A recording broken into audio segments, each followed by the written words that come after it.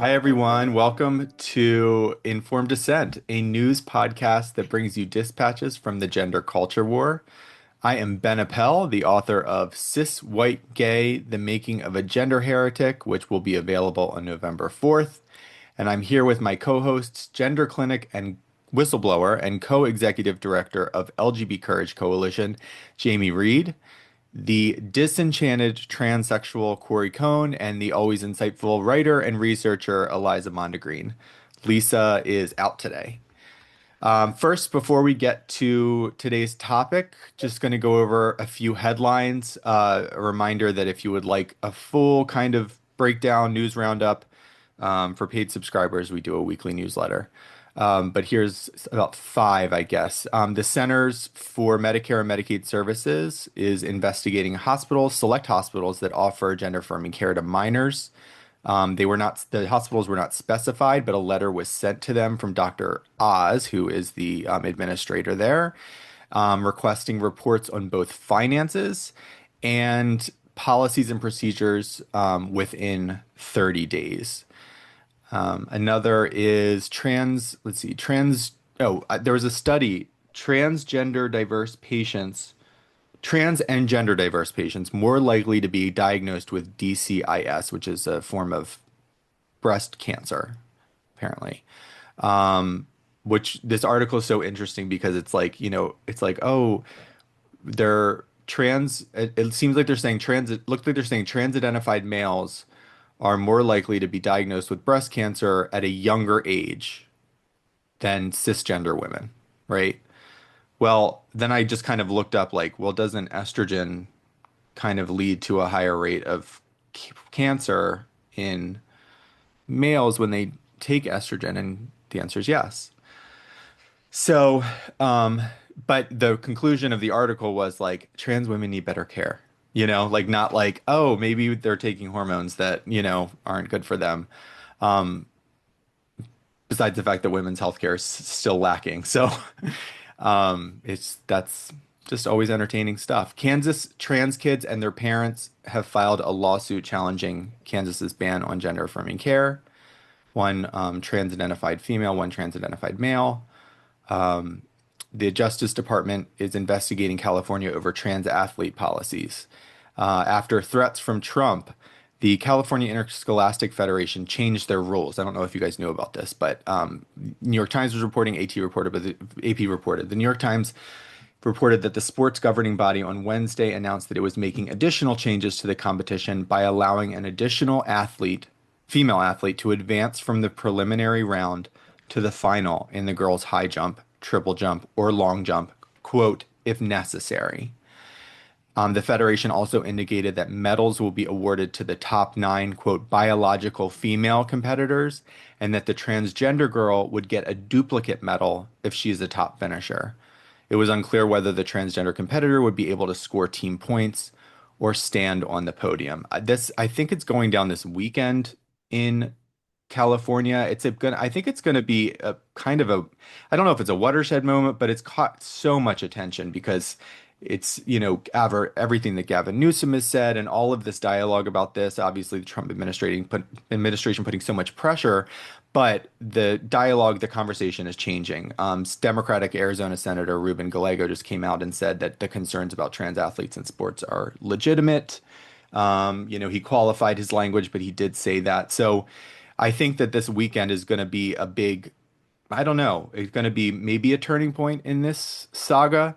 But what's interesting is that they make these changes. It's like we're not going to disallow males from playing with women, but we're going to make it so that they get duplicate medals or we allow more girls. It's just conceding that males It's have this really, disadvantage. I mean, they have an advantage, and that there is a difference, and that we need to fix this and deal with it. So it's fascinating. Anyway, over to Jamie. yeah, Jamie, it's like a really obvious, like playing along. And it's like, no, no, no, no, no, no. Like the kind of point was to pretend that you're not pretending. This is like, no, no, no, like wink, wink, they're girls, but yeah, it's bizarre. It's a really bizarre place to land. Special absolutely, girls. Special, more, yeah, very special. extra special. Okay, so I wanted to present to our hosts today a couple questions or comments from our listeners. I will let everybody know I did not let Ben, Sarah, or Corey know in advance which questions or comments I pulled, so they're kind of going at this totally cold. And then after we do this, there were two other pieces this week that we were going to kind of talk through.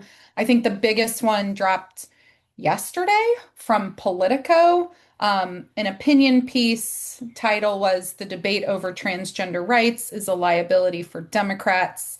Here's How to Neutralize That." So before we get to that piece, I'm going to do this order. So I'm going to go Eliza, Corey, Eliza, Ben, and just read some comments and just see if you want to give us a little bit more insight or comment. So, Eliza, this one came from May 3rd, and the listener's handle is El Diablo. Yeah. Okay. So they write, Aren't you Anna? Eliza. Aren't you Mexican? Shh. Yes, I that's irrelevant. That doesn't mean that I speak Spanish in any good sense of the word. So Eliza, around the 46-minute mark, they write, you were talking about parents trying uh, to not want to sterilize kids as a type of enforced pronatalism. They write that they were watching an interview with Louise Perry recently where she talked about the decline in birth rates across the Western world, and it struck me that practically speaking, that the modern left has become very anti-natal. Like it's gone from believing that abortion should be safe, legal, and rare to believing that it should be safe, legal, common, and celebrated. Fear of climate change has also caused many to refuse to have children as a way of sparing them from a future of suffering. So it really shouldn't be a surprise at this point that the left-wing people in general aren't really going to care about whether GAC sterilizes kids because they oppose any suggestion that kids might be an important part of a fulfilling life for many, if not most people. I wonder how much of the left's anti-natalism is a knee-jerk response to the right's pro-natalism. I thought that this was a really intriguing comment, and I wondered if this was something. Have you seen this in any of your research? Are the parents really, the kids don't care about their future fertility, the parents don't either? Yeah. Um, so I do think that part of it is, yeah, that knee-jerk response to, conservative or Republican pronatalism. And there's also, I mean, a very common like profile of a young person in the online communities is somebody who has like they're kind of, we might say they're like an across the board doomer, right? Like, so it's a transgenocide and there's, a climate apocalypse. And so all of these different ways of basically discounting the future. So like, why would it matter? Like, what would it even mean to regret it in the future? Or if you live a shorter life, like that's going to happen anyway. Um, I think that disappearance of the future as a broader problem, particularly within like left progressive political circles, is a big part of the trans thing and the kind of indifference around some pretty serious sterilizing and life shortening effects. And also, I noticed I was gonna do this anyway, but my name is different on here. Oh gosh, you just came out. No, I mean, like it's been a long, like thousands of people know my real name. So, yeah, I'm Sarah. We're just probably gonna do that from now on. Hi, Sarah. I'm so excited for you. It's amazing. It's been No, so I got really stuck with the you can use my dead name, but I got really kind of stuck with the pen name because it wasn't I kind of created it after thinking about it for about 10 seconds in 2019, and then it kind of was the only thing that anybody knew. So we're retiring that. 6 years Kind ish. of, yeah, we're gonna kind of phase it out. Nice. Yeah. Big moment. if we slip up and we use your dead name once in a I while, I won't talk to you anymore. we will try to do better.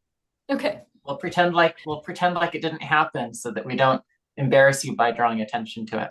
Okay. You can send the bread back and you can ask for your Disney. Mm. Yeah. Yes. Yeah. Okay, so I think this next reader's comment or listener's comment kind of follows in the same concept of the disappearance of the future. So this one was for Corey. Corey, this is from Ruth. Corey, I think your point that there has been no meaning making for the current cohort of young people is spot on. As a Gen Xer, I'm left contemplating what this task used to look like for me in the 1980s. And I wondered if there were some ways you can share with us. Did you grow up with meaning making? Was there something that we used to have as young people that has disappeared that we could bring back? And then Ruth closed it with thank you all for another excellent episode. So this Yeah, concept of meaning making. that's pretty interesting. So I'm a Gen Xer, so I grew up in the 1980s. And I would say that one of the major things that characterized the experience of being a young American at that time is that we were on the cusp of major technological change. The internet hadn't been created yet, but home computers were starting to appear. There was tremendous amounts of worldwide. There was tremendous amounts of poverty. There were we weren't quite at this blended sort of culture yet, where Hollywood is making things for international audiences instead of American audiences. So there's still this real sense of American identity. There's an idea of what it meant to be an American. We hadn't had this diffusion of 400 different channels on cable. So there was a concentration of things that people were watching. Like, you grew up watching The Cosby Show. You grew up watching Family Ties. Even a little bit younger people grew up watching Nickelodeon. But there was a lot more concentration and group identity. And the types of things that you would see, that I would see growing up, would be, do you remember like Farm Aid and Hands Across America? And that there are all these types of very broad social appeals to help other people, right? Like, we can save starving children in Africa. Maybe all of us have seen those commercials at one point or another, or maybe only I have. I don't know. But this was very much a characteristic of Americans. They have an identity, and America is a shining beacon for the world. And we can help other people. We can help lift other people out of poverty. We can help address starvation across the globe. Like, the idea that America had something very valuable to offer and bring to other people, so that we could bring people up to our expectations and our standards, I think was really a characteristic of my upbringing. And I suspect that that's not the case anymore. Does that cycle back into the disappearance of the future and the doomsday? So what's the point of even trying if it's all for naught? Yeah, so if the things that I just mentioned were characteristic of my youth, what I see as being characteristic of the millennial and Gen Z generation is global warming, the destruction of the climate and various environments, ocean levels rising, global pandemics and global famine, instead of things getting better. Like, all of the messaging is how terrible humans are, colonialism, right? So even though the momentum from my youth carried China out of poverty, carried India out of poverty, carried Africa out of poverty and starvation, that the standards of living have increased tremendously over the last 30 years. all of the messaging is how terrible humanity is for the world. So we've sort of flipped from this idea that we can help people and save people and improve people's lives to everything is bad and the planet hates us, and the best thing that we can do is to stop existing. Thank you for that. Eliza, I'm going to go back to you. A little bit of a lighter note. The handle is ULLR. Love you all so much for this episode. It felt therapeutic, but if you will allow some notes. The listener has met someone who goes by Goblin, and it's an affectionate term for young women mostly who feel messy relationship-wise and seems more used by the non-binary kids. Eliza, is Goblin Core one of the aesthetics popular on Tumblr and IG? And before you answer, I'll admit the only core I know of is cottagecore. So are there more cores beyond cottagecore and now Goblin Core? And is it really on Tumblr and IG? Yeah, so if you really want to, if you're procrastinating on something and you also just want to like set a lot of brain cells on fire, you can go to this thing. It's either called Style Wiki or Aesthetic Wiki, and you will find out all of the cores: Barbie core, ballet core, goblin core, cottage core. Anyway, we will put a link in. I'm not going to say it's going to make your life a lot better, but so when I looked up Goblin Core on this and found this wiki, like, yeah, they do dress a lot like that. And the way that I would describe it for the people who are not pulling up the website right now is like what is on the Pinterest board of this person is like garden gnomes, homelessness, being colorblind. Wait. Garden gnomes, homelessness, and being colorblind. Yeah. Okay. I'm not gonna lie and say that I never dressed like this around the house, but like it's like the things that you should maybe just wear around the house. Okay. Thank you for that. And then there was the second part to this. Oh, okay. Which you might not know about this section of the world, but I'm going to ask you anyway. So voice training, is it a big part of the fetish, sissy, CDTW dominatrix world? And to see it mentioned so casually in an academic discussion is wildly inappropriate. Ben, you might know some more about this too. So can you talk about voice training as being part of whatever the fetish, sissy, what is CDT? It's got to be cross-dressing trans Woman. women. Oh, women. Okay. Oh, is it TV or TW? TW. Okay. Cross-dressing trans women. Obviously we're all a little bit out of our depth here. I know that like there have long been voice training services for transsexual males. I'm not aware of it being a big part of the fetish. Okay. But I'm And not. have you ever seen any of the voice part or Corey part of the fetish part? I mean, I guess what isn't it all kind of part of the fetish for a specific type of cross-dresser and trans-identified person where, you know, any kind of trait that mimics that of a typical female is arousing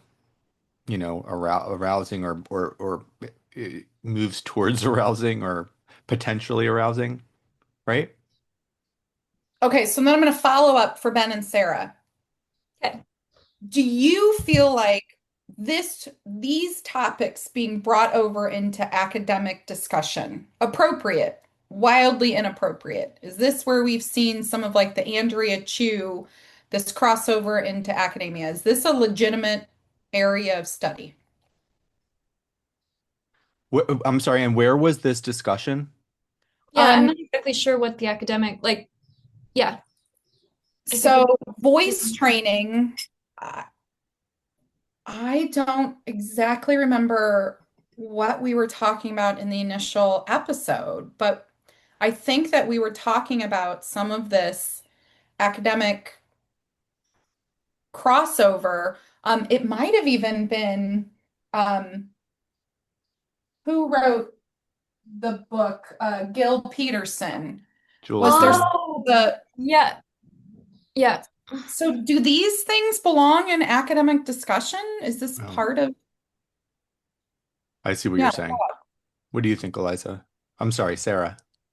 Um, I, I mean, okay, if you think you see it, I'm not sure why it wouldn't be part of an academic discussion as long as it's not like they're women because they have voice train. I don't know. I'm not sure I totally get it. When we're talking about like the academic setting, I mean, this is just like the tip of the iceberg. Like there are entire departments for queer studies and for these kind of discussions. I mean, that conversation with Jules Gill Peterson and Grace Lavery and all of that, that was at Stanford's gender, like there's a gender center, like an whatever it is. So these are so institutionalized. But in terms of, I guess the question is about appropriateness. I mean, I think it all leads to nothing. I think that it's all just postmodern crap. Um, you know, uh, could it have a purpose in like creative discussions? Perhaps, but it doesn't add any new knowledge. It's just all an attempt to deconstruct existing knowledge and kind of undermine it to, queer things, blur boundaries, make the deviant normal or acceptable, make you know what I mean? I mean, it's interesting because in the newsletter this week, I was looking up, if I look up these headlines, and UC Irvine is hosting a Love My Fursona, or actually hosted yesterday. Love My Fursona, imagining and embodying trans feelings through furry art and performance. A research talk and Q&A with Professor Hazel Ali Zaman Gonzalez. And it's in Humanities Gateway 1002. This is the event description. What is furry? What is a fursona? Is furry queer? I love this one. What does the fursona do for queer and trans people of color? Dr. Hazel Ali Zaman Gonzalez will be sharing insights into these questions and more through her ongoing research into furry using ethnographic and critical methods. And then it's hosted with support from the Queer Approaches to Media Research Cluster. So that's one example of, there's a Queer Approaches to Media Research Cluster at UC Irvine. So yeah, no, it's all stupid and it's mental masturbation, you know? Um, I don't know. Thank you, Ben. Perfect. Okay, Ben, my comment slash question that was for you from Intentionally Uncertain. Ben mentions that Megyn Kelly argued that it would be better for journalists to be upfront about their bias and report from their perspective. Lisa argues for the importance of both being open about the bias, but also trying to look clearly even at evidence that doesn't fit in the journalist's worldview. Can you maybe talk a little bit more about that conflict? Do you think it would be better, do you kind of follow still what Megan was arguing for? And if so, like how? How do journalists be upfront about their bias and perspective? Well, Should it be their byline? Should it be, yeah. I think with like a Venn diagram of what Lisa was saying and what Megan was saying, there's like a big overlap, So, you know, uh, I don't necessarily think Megyn Kelly was saying that I don't think journalists, when they're biased, should even consider divergent viewpoints. But it was more about stressing just being completely open and honest about their bias rather than inserting it in kind of clandestinely and in a kind of propagandistic way that we see a lot of outlets do, whether they're using euphemisms or whether they're kind of just inserting these subtle little cues that are adding an agenda, and showing their agenda, revealing their agenda, or at least their editors or publishers' agenda. But yeah, it's a complicated issue. I definitely agree with Lisa, with what Lisa was saying in terms of considering divergent viewpoints. But I just appreciated that conversation because, with the way that the media landscape is now, I think that, well, I don't know. I think that there obviously needs to be both of them. But how objective and unbiased is one really? I mean, do you guys read truly unbiased reporting these days? Like, are there any, do you see it around? I mean, or can you kind of always notice when you're reading some coverage a slant? I feel like I can always sense at least a little bit of a slant. Oh, I think that's a brilliant segue, honestly, into the Politico piece. Okay. Um, no, like seriously, Yeah. because part of the slant that was so clear for me in that was just the way that the author was talking about Republicans. Like there is so much of there's so two-party, we're on either side and the other side is evil and mean and like was so clear in that slant. Um, but I don't know that there's any truly unbiased journalism left, but I don't know if there ever was any. Right. Was there really ever? Well, I mean, I think even maybe Megan brought this up, or maybe you brought this up. I can't remember what this was, but she was talking about like the Federalist and just reporting back in 200 years ago, 250 years ago. There was no, you know, this is how I feel. This is what I think. There was, I mean, I guess there was a lot of opinion, and they're also forming a nation, so there was a lot to argue about. But, um, you know. There's no what? There was, what did I say? What did I just say? I don't even know. You made it sound like there was no opinionated journalism. I'm sorry. There was opinionated journalism. There was not much, there was objective journalism, but so much of it was infused with passion and with an opinion. Yeah. So I think she brought that example up in this dialogue that's actually where a lot of this journalistic stuff began in the States, and it was a big part of reporting and discourse about news and politics at the time. And then there's this huge effort to keep everything really objective, but like it's interesting because a few years ago I was accepted into a journalism MFA, I'm not a journalism graduate program. It didn't end up going, but there one of the required readings before the semester was supposed to start was by a trans writer, and it was called or about eliminating objective, like you know, focusing on subjective reporting and eliminating objective reporting. So I don't know. It's just strange. There's just a lot of and that's kind of why I didn't go to that program. Okay, so before we really dive into the Politico piece, I will just pick on my own self and say that there were three comments that I saw about me. One of them is essentially that I might be quickly disowned if I do not watch the movie Psycho, and there was some shock that I have never seen it. I've never seen it either. Okay, so you shouldn't have admitted that because they're going to come after you and say that You cannot speak about culture if you've never seen the movie Psycho. Okay. The other thing is that it has now become a running joke in my household based on some comments that I people now say that clearly I must have been homeschooled. It's becoming a joke in the comment section that Jamie seems to. There are reasons why I come across as seeming homeschooled. And then Julia Mason did point out, Jamie, we never heard the story about the protesters being confused by your anarchist tattoos. You were going to say that you came from a coffee shop and diverged into a trans woman who maybe transitioned from trauma, and then you talked about the movie Psycho, pretty epic diversion.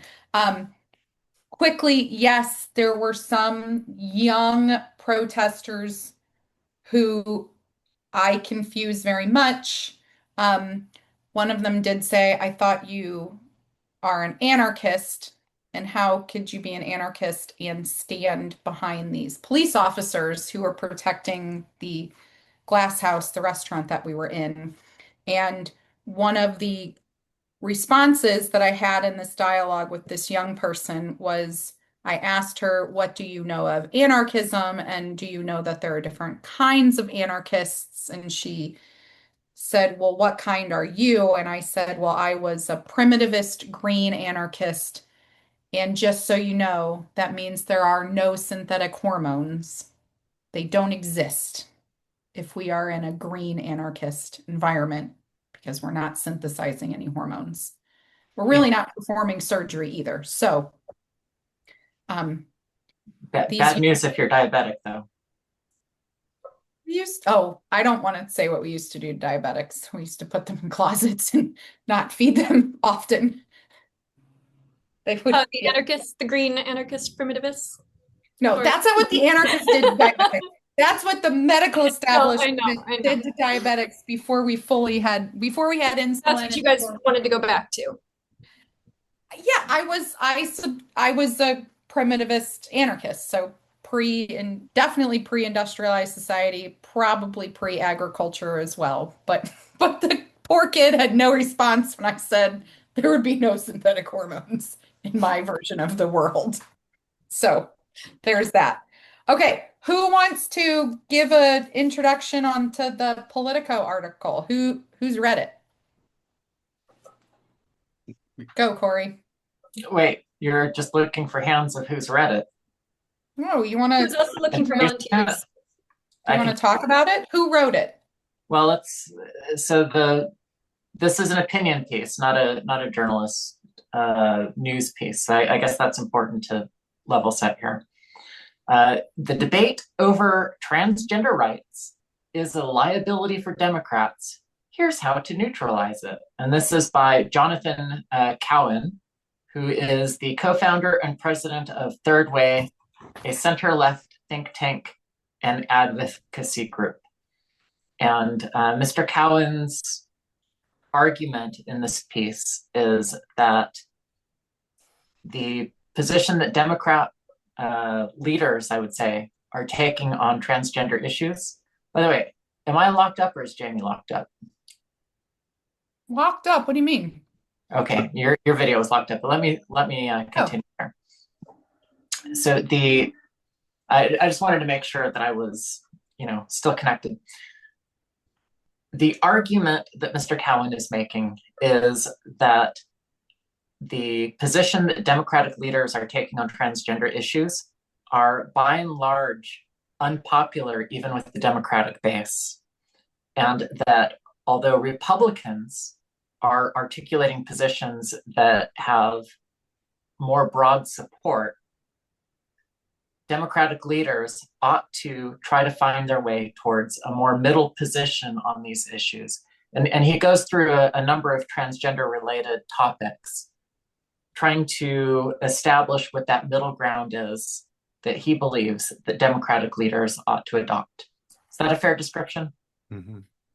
Okay.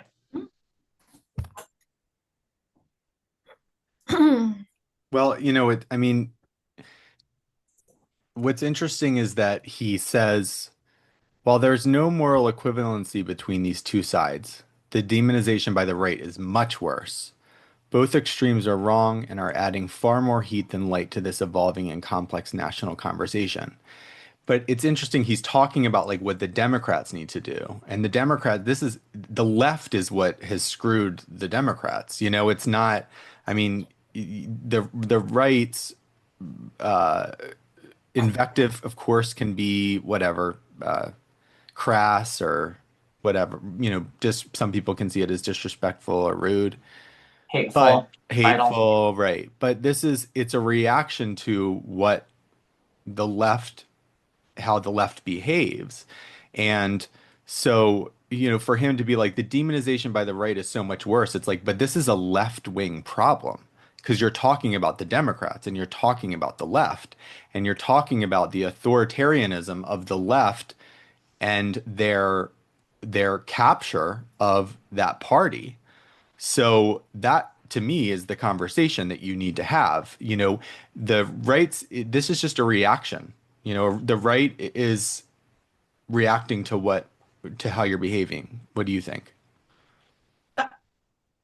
I think at this author's core, so I think in Jonathan, at his core, he actually believes that the left Democrat position is the correct one, but that the electorate has not come to that realization yet, and that the Democrats need to just slow down Mhm. until they get there. And and I take all of that from this sentence here where he says, second, for Democrats to regain the support of centrist voters who deliver electoral victories, they must meet Americans where they are today, not where advocates might wish them to be or where society might be headed in the future. This man still believes that where society is headed and should be headed is the full embrace of trans. But is that what he's saying? Because he's saying where they must meet Americans where they are today, not where advocates might wish them to be. So that's advocates. He's putting that on advocates. And then he's Right. saying, or where society may be headed in the future. He doesn't say should be headed or should end up. You Yeah, know, but I mean, you know, it could suggest it, but I'm just saying it. He's not declaring that specifically that this is where I think it should be. I mean, perhaps he does think that. I think, yeah. He goes on to say culture is always upstream of politics and views may shift Yes. in the coming decades. So, I think that he's cleverly towing a line there. He's not declaring this is where he thinks it should be, or, you know, that's just my opinion.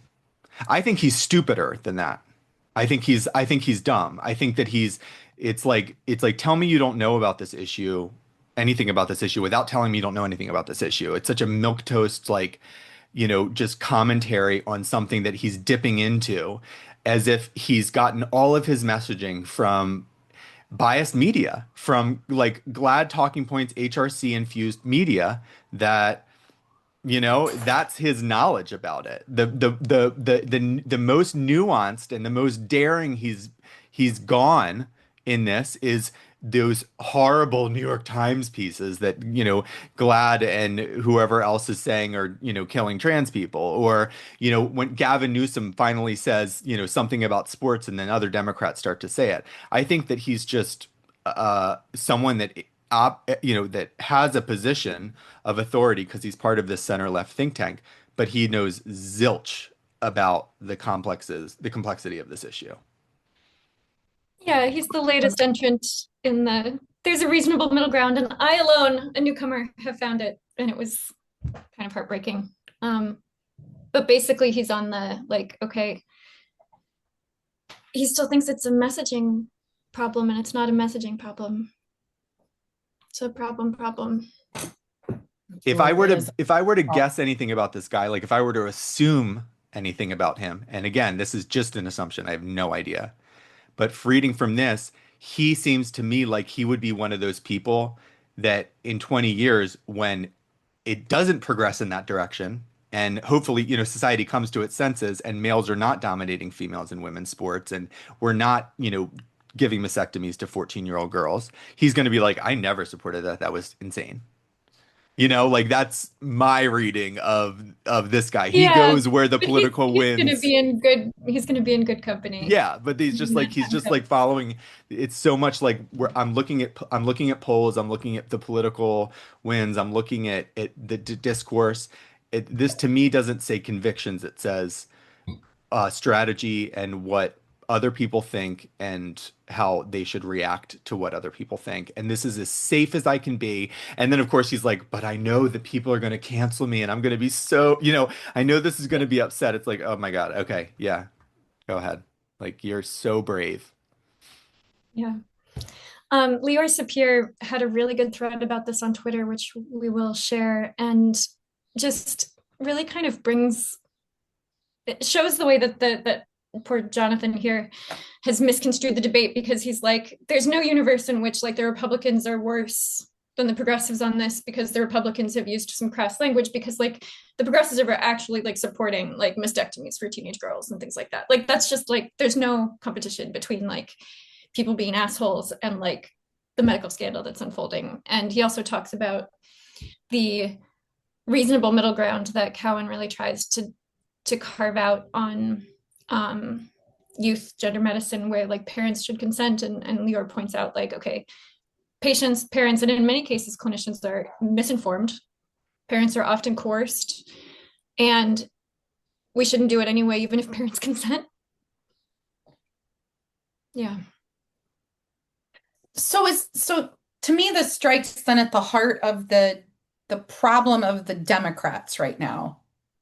And what angers me to no end is the problem that they're having is what I thought they actually used to be good at, which is there's a societal problem. We should do some research and form a committee and come back with with all of the data.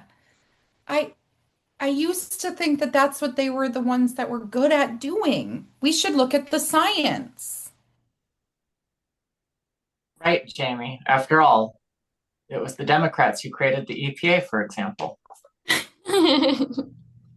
Did they not? I don't know the actual history No, there. it was under Nixon.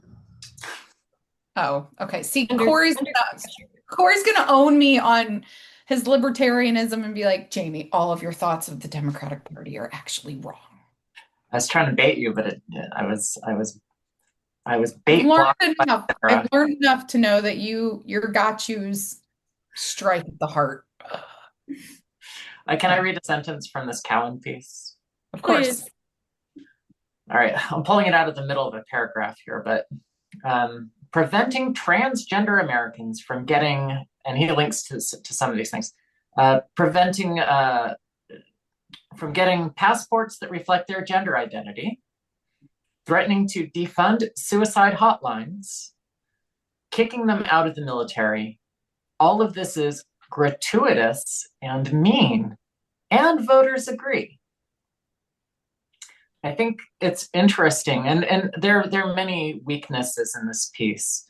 I could zero in on any of them, but I'm going to zero in on this one, because if this writer, if Cowan had really tried to understand any of these issues, I don't think that you would be able to describe these as gratuitous and mean, and also have like enough understanding or authority to write this, because the passports, right? Gratuitous and mean to among the changes with the passports is to remove the X designation from the passport. X doesn't mean anything. It's a sex marker. And really what X means is I am taking advantage of a chance to opt out of listing my sex on my passport when everyone else needs to list their sex. So that doesn't seem gratuitous or mean. It just seems like removing a special privilege. Defunding a suicide hotline. It's not defunding a suicide hotline. It's and he links to this in his article. It's removing a specialized subservice from a general suicide hotline. So if you are suicidal and you call the 988 number and you say, I'm a gay teenager, they don't forward you to the Trevor Project now. right? So, and then kicking them out of the military, which I'm not sure if we debated that or not, but there are all sorts of rational arguments about how trans-identified service members should be treated. But at minimum, if we care about female service members, male service members should not be treated like female service members. That's not gratuitous or mean either. And I know in the executive order where Trump removed the transgender identified service members, that there was a comment in there saying that you can't really be an American soldier if you're living a lie. Okay, maybe that commentary was gratuitous, probably was, but the debates of whether or not there should be people pretending to be the other sex in active service is certainly something that people on the left and the right can disagree about or have arguments about without it being mean or gratuitous. You can be sincere. So I'm picking on this because I think if Cowan really cared about finding a middle issue on any of these things, he would be able to describe them in a way apart from calling them just gratuitous and mean. Yes, but I also have a little bit of a deeper dig at this. He's gratuitous and mean, I think, can be an opinion. This is an opinion piece. He's sharing opinion. I still think that opinion pieces should be factual. You can have an opinion on something, but you should also, it should be correct, right? Did Politico actually fact check this? Because 2 paragraphs up from what you just read from is this sentence. Without explicit parental consent, no one should ever receive gender-affirming care, whether that's medication or any other medical intervention beyond mental health support. Then in parentheses, this has the benefit of being both the medical standard of care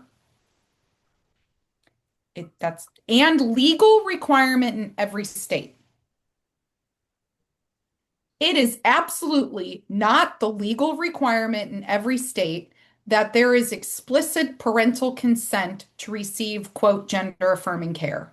There are many states where a minor can access, quote, gender affirming care without parental consent, and in some of them without even parental knowledge. You can go get hormones without your parents even knowing. And when I read things like this is where I become livid because I literally was just testifying in Maine. And there was a 13-hour hearing because in Maine, a minor can get, quote, gender affirming care without parental knowledge or consent. So, dear, whatever the hell your name is, Jonathan Cowan and dear Politico, this was not fact checked because you're wrong. Because that is not the legal requirement in every state. And what medical standard of care? What is he talking about? Is he talking about WPATH SOC 8? Because in SOC 8, there are carve-outs that if a parent does not consent and the child they deem by some magical holy crystal ball is worthy of the necessity of this, then they will talk about how you can go outside of that and go outside if you have one parent who doesn't agree and the other. I mean, it's just, that's a simple fact that's wrong. And so you cannot carve out a democratic position when you're essentially, and I hate this word, but gaslighting parents in like a bunch of states because their kid is getting this without even their knowledge or consent. Jamie, you mentioned before you were like, I always thought this was kind of a leftist thing or of the Democrats to look at the data and say, like, what can we do? How can we do this? And you had me thinking because that's kind of how I always thought about it too. Like, well, we believe in the science, we look at the facts, but it's actually the opposite. Like, if I think it might be the opposite.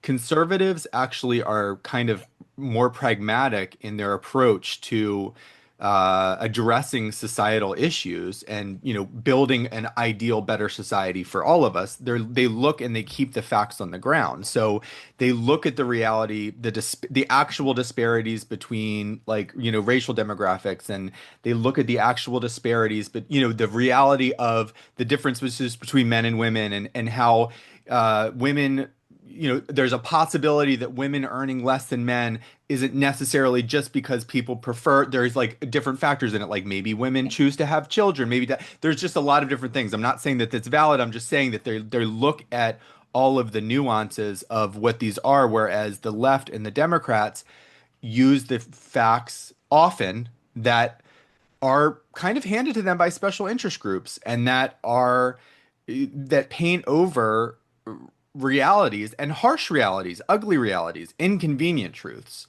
And they're built essentially on houses of cards because once you pull out one thing and someone says, "Oh, but that's actually not true," then it's like the whole thing comes tumbling down, not just because that it's built on a false structure, but because people lose faith in it when they think, well, what else are you lying to me about? If this fact, this basic thing is not even true or factual, then what else is it? But I think that it's part of a larger project of, I wrote about this in my book, but it's like this the difference between like critical theory and critical social theory and like traditional theory. Whereas like traditional theory, if we're looking at sociology and we're looking at, policy and creating policy, it's about taking what is real and trying to work with what's occurring with the facts on the ground, what we have. Critical social theory is about, you know, trying to engineer a society that we want. So it's like manipulating, it's choosing the facts or the data that we want that will contribute towards creating this society that we envision and that we want to engineer. Um, it's like getting to the answer and then filling in the blank um, afterwards to have all the convenient, numbers and recipe for what we're hoping to have. And I think that's endemic of the left and the Democrats in a lot of ways. They're considered to be like idealists and Mhm. for social justice and altruists, but um, it's also often not pragmatic and it's not based in reality. And reality can be ugly and the truth can be inconvenient. But I remember Carol Hooven talking about this at that GenSpec conference a couple years ago. Like, she's like, we have to look at the truth because I firmly believe, and I agree with her. And she said something like this, like, the truth is actually what leads to positive social change. We need to work with the truth. And so, Jamie, I agree with you. Like, it's infuriating, but we need to work with the truth. It might take us longer to get where we need to be, and we might end up where we need to be, might not be where you wanted us to be, Yeah. but um, the truth is vital. Well, now that you've crushed all of my Okay, well, I'm gonna not keep saying that the Democrats used to be about science and data. But what I do want to say, I think, like after thinking about it, I'm sure there's exceptions to that, of course. In a lot of ways, I do think Obama was pragmatic in some approaches to different things that he addressed and did. I think that he's secretly more of a realist than what people painted him to be and what he let himself on to be. Um, who knows? But it's sometimes I wonder. I mean, when we talk about, oh, the party of or party of this, I mean, is that just propaganda that we've been fed because the media has Um, been dominated by the left wing for so long that we grew up with this essentially? I mean, I'm 42, and so, coming up as a teenager in the 90s, I mean, come on.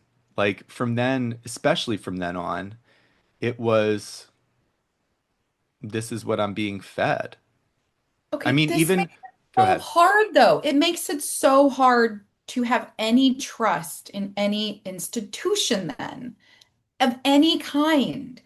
Because in order to read a single article, this single article here, you cannot give them an inch of trust Mhm, because you give them an inch of trust and they write a sentence like the legal requirement in every state.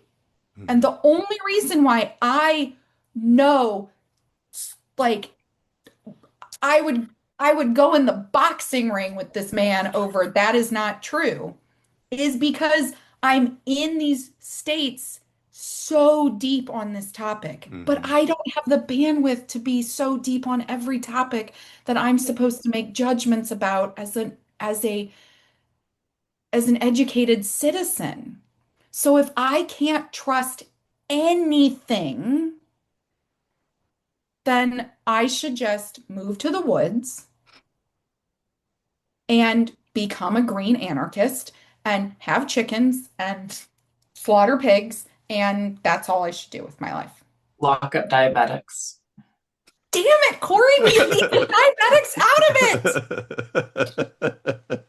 Oh, they only did that because if they ate, their insulin would spike, and then so they would have to like feed them tiny amounts We only locked them in the closet and starved them because if they because we were ate, they saving would their lives. die. I think Jonathan Cowan should he should talk to any of us. But if he should talk to anybody, I think he should try to get some time to talk to you, Hmm. Jamie. Because I just challenged him to go in the boxing ring, and I have That would no be a idea what he great looks fundraiser like. for the LGBT Courage Coalition. What You if just got he's like 6'8"? This is why men in women's sports it'll come down to this. I, no, I, it's boxing with facts. I believe of him, just based on this writing, that there's the possibility that he has enough curiosity to try to figure out what he got wrong in that article and to test his intuitions against somebody who has good credentials coming from the left, maybe even the extreme left, is that's the term that he would use, and somebody who's found their way back from those extreme edges and has found a different perspective. I think if it's anybody, he should talk to you. Or Lisa. No, you. No, okay. Be nice to Lisa. She's not here. He's trying to Or, spare or Lisa a Lisa. conversation with this Or Lisa. like Lisa. Okay, so I personally need to wrap up soon because the reason why I have no makeup on today is because I have been in a lifeguard recertification class the last 3 days, and I have to go take my lifeguard test in the swimming pool shortly. Nice. Is Can that I what? can I share a little anecdote before we wrap up? Of course. Unless And then someone else we need had to do something our to. no, and then we'll do our non-gender thing. Well, I was away last week. I'm not going to give details because I definitely don't want to reveal it, but I was away. I was with a lot of gay men. I stay quiet about these things, just because I don't want to. It's whatever. Someone else brought it up. I realized that I was among other heretics, which is often the case, because people aren't stupid and crazy and they know the reality, Anyway, so we had this conversation. There were four of us in the conversation, and two of us, me and this other person, were very knowledgeable about that. He was kind of very into this. Now his partner is also passionate about kids not transitioning. He was very adamant about how anti-gay it is, One of them was saying how it's fundamentally antithetical to gay liberation. We had this idea of, et cetera, et cetera, et cetera. But one of them in particular was like really in the rabbit hole. And he had said to me later, he's like, I'm so glad that we had that conversation in front of my partner because he, kind of sometimes wonders like, why does this interest you so, like why are you so, and he's like, I don't know how else to say, but it's like this is a huge medical scandal and it's fascinating. It's fascinating to see people lose their minds over this stuff. And this guy's a really smart guy, world traveled, and he's just can't believe, like the rest of us, that he's seeing this ongoing. Now, the fourth person that was there is a very, very is I love this person, and he is um doesn't think males should compete in women's sports. He doesn't think that kids should medicalize. But what he kept bringing up and what was interesting, and I just want to share this because I'm like, this was just one example of something that was like this kind of fixation on. One gentleman who's really in the rabbit hole was talking about a transsexual, trans-identified male who had gotten bottom surgery and kind of admitted to him later, like, I didn't really want it. I got it because the guys that I was being approached with, like, wanted to prostitute me or like were creepy and weird. And then the other ones that I wanted to be with, like, they didn't want a chick with a dick. And so I was like, well, I guess there's just no place for me in this. So I'll just, do that, blah, blah, blah. And he's like, and it sucks. Like, I know that and of course, we all know how unsuccessful those surgeries can be. Yeah. And so, but he was like, this person really is, he was saying how historically this person would have been treated as like that minority, like a true transsexual, that tiny minority of people. And just because perhaps due to hormone exposure of the womb. He is super, super feminized. He can pass as a woman. In fact, my friend was surprised when he came out to him as trans because he passed so well for so long. He didn't know.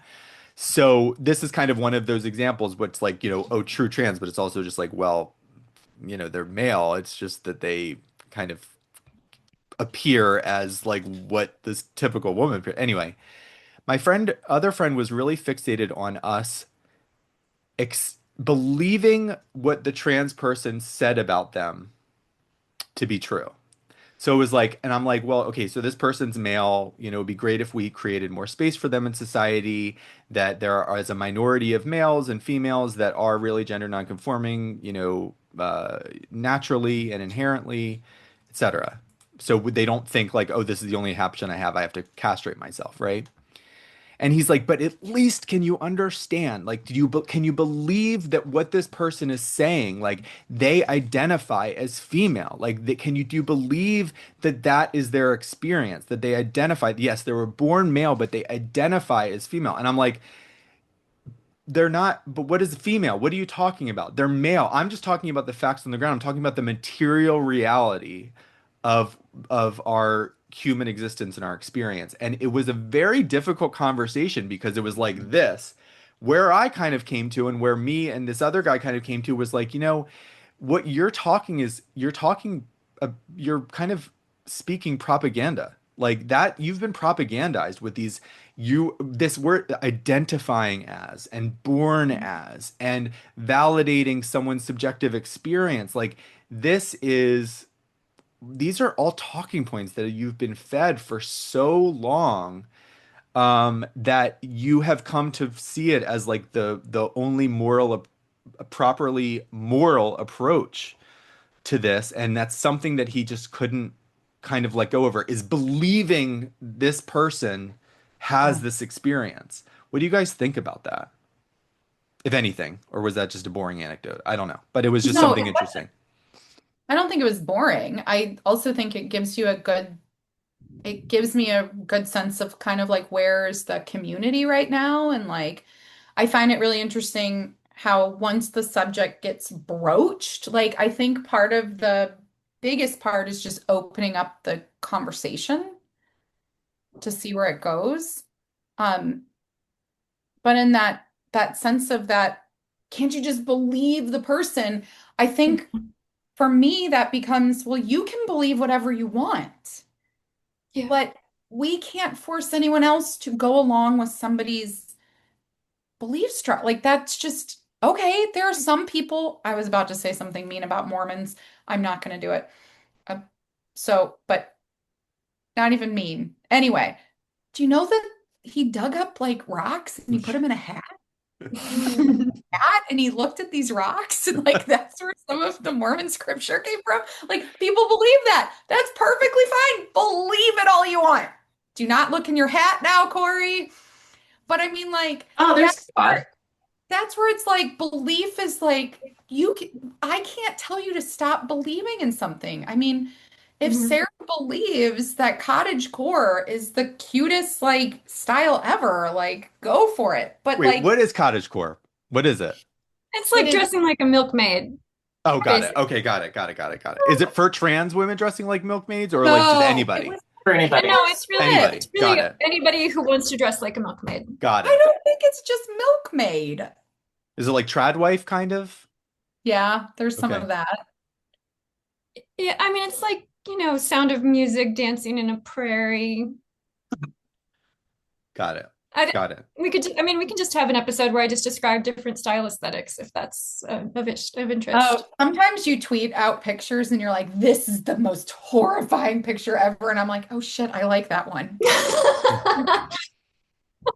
Sometimes I agree, but then sometimes I'm like, no, I actually like this one. Yeah. I speak what you were saying before, Jamie, about like broaching the subject and having people free to talk about it. I kind of did. I didn't hold those guys' feet to the fire at all. But at one point, I did say, because he's like, I just can't believe I know so many gay men don't feel this way. I know so many gay and lesbian people don't feel that. And I said, well, where, like, and I said, do you say it out loud? Do you say this to Yeah. people? He's Mhm. like, I'm like, are you talking to? And he's like, honestly, no, I'm probably not. I'm probably not telling people how I feel about this. And I'm like, yeah, because it sucks and it's scary and horrible and it's not fun, but Right. that's why you can, when you say, I can't believe it because so many people feel this way, they're not talking. They're not Yes. saying anything. So you have to speak. I didn't want to be a dick, but I was like, speak. Yeah. Yeah. Okay. Well, Non-gender I think stuff, right? non-gender stuff. All right, who's ready to go? I am actually, because I'll go Okay. get mine out of the way because you said Mormons. My guilty pleasure is The Secret Lives of Mormon Wives on Hulu.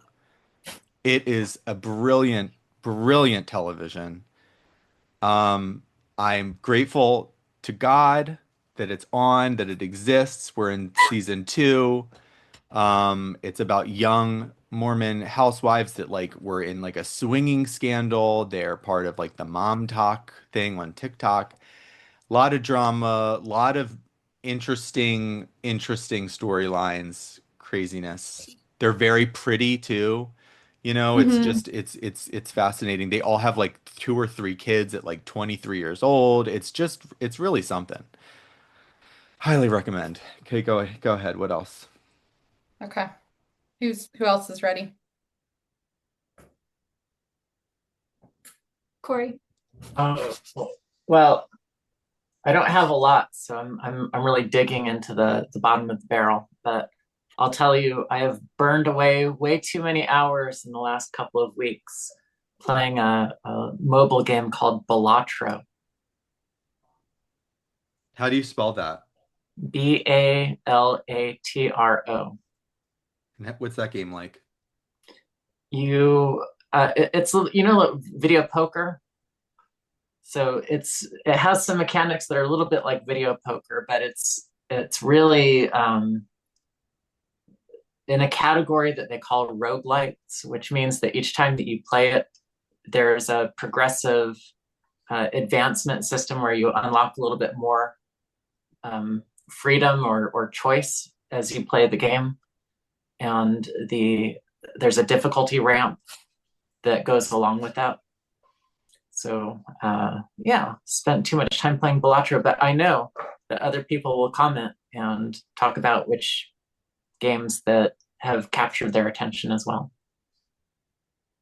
Please don't recommend any though, because I've already wasted enough time with Belatro. I'll recommend. I started reading The Extinction of Experience: Being Human in a Disembodied World by Christine Rosen, and it's not technically gender related, but it's fairly related, and it's a big part of my own book. So it's a good. Okay, I'm gonna go super hugely metaphysical, and I'm gonna recommend Parenthood. Okay. Too late. I I know. I know. And I just read the New York Times article about Elon Musk and his like 14 children, and also apparently he does a lot of ketamine. What? Hmm. Seriously? Yeah. Okay. I just had a couple really proud parent moments this week. So I have a 16-year-old who drives terribly, um, but he's starting to take some ownership over his vehicle, and my 15-year-old tried 3 times and got his passed the permit test. Um, I just it's really neat to see them kind of become pseudo grown-ups. Yeah. Um, and I just had the funniest parenting moment yesterday, and I burst out laughing, but then I also cried. I don't know why. But my oldest was flipping the laundry. He was doing the laundry on his own. He texted me and he said, "Hey, mom, um, blah blah blah. Their clothes are in the wash and to throw them in the dryer." And then he sent me this Instagram video because a Pokemon sticker had come off of someone's clothes and gotten stuck at the very back of the dryer. And my teenage children made these Instagram videos like, "Save the Pokemon. Why is the Pokemon in the dryer?" And it was just so endearing and cute. And like, I just thought it was super, it's just amusing. Like, so many things you have to learn to become a grown up. And watching them learn it and then just kind of back away and watch them screw things up. And yeah, it's really nice. Have kids. Pronatalism. Jamie's pronatalism. Pronatalism, but not ketamine. There's no pro ketamine from my mouth. All right. Thank you, everyone. Any final thoughts? No? Just say bye? All right. Say bye. Bye, Bye. everyone.